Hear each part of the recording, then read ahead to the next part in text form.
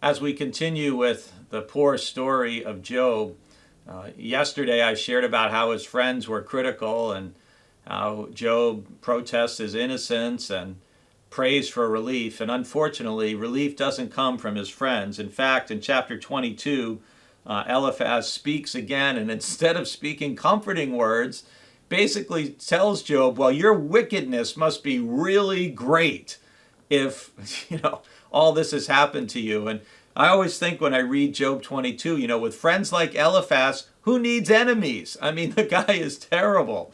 And so in chapter 23 and chapter 24, we have Job's second reply to perhaps his soon-to-be former friend Eliphaz. And in chapter 23, basically, it's Job's bitter complaint saying to Eliphaz, I mean, come on, give me a break. Shut up. Stop saying these things to me.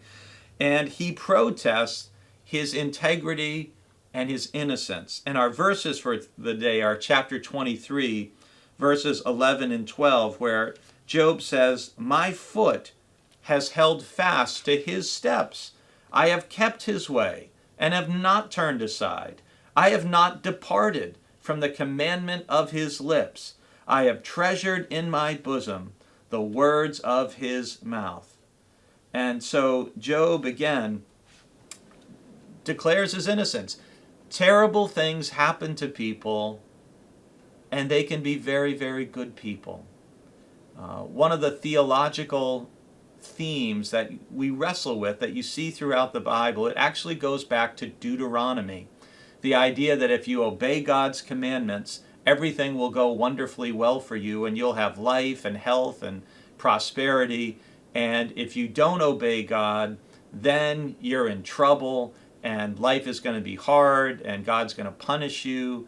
And so there's very much this, be good and good things will happen to you. If you're bad, bad things will happen to you. And you see that in the responses of Eliphaz and Job's friends. But we see from Job and in many of the Psalms that reality tells us that Deuteronomic view simply isn't always true. Good things happen to bad people. Bad things happen to good people. And it's hard to understand why. But Job is trying to make the point, just because I've suffered heartache and tragedy and hardship, that doesn't mean I've disobeyed God's commandments. It doesn't mean I haven't been faithful. It doesn't mean I haven't tried to be obedient.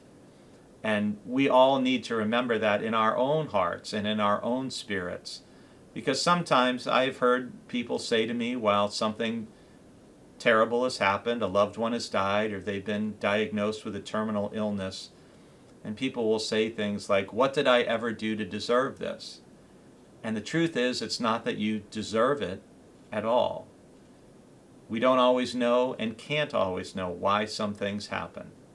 All we can choose is how we will respond to it, and how we do that in faith and with God's help.